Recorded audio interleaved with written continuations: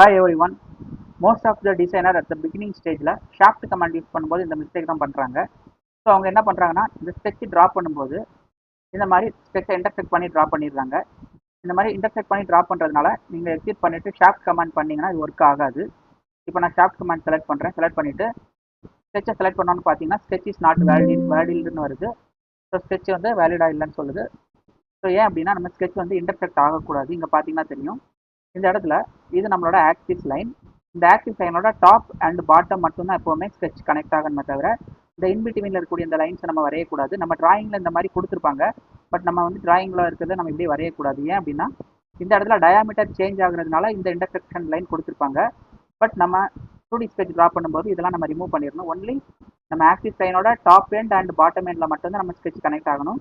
இன்பிட்வீனில் எந்த ஒரு இன்டர்செக்ஷனும் இருக்கக்கூடாது. இப்போ நம்ம ஷாஃப்ட் பண்ணோம் அப்படின்னா it will work. tab command use பண்ணலாம்.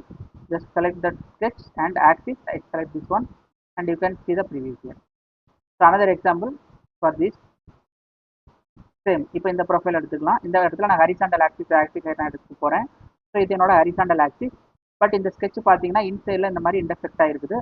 ஸோ இதை நம்ம ஷாஃப்ட் பண்ணோம் அப்படின்னா it will create the error. இப்போ பார்த்தீங்கன்னா தெரியும் நம்ம கொடுத்தோன்னே எரர் தான் வரும். So again I rebuild this one. போயிட்டு இதை நான் ரிமூவ் பண்ணிக்கிறேன். இந்த இன்டர்செக்ட் ஆகுறத நான் ரிமூவ் பண்ணிக்கிறேன்.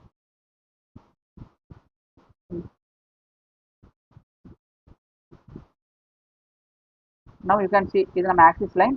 இது வந்து ஒரு சிங்கிள் க்ளோஸ்ட் லூப். இந்த இடத்துல இன்பிட்வீனில் எதுவுமே இன்டர்செக்ட் ஆகக்கூடாது. now I exit my sketch. now you can see I just click the tab command and select the sketch. now I choose that horizontal axis my rotation axis. now you can check the preview here. So it will work.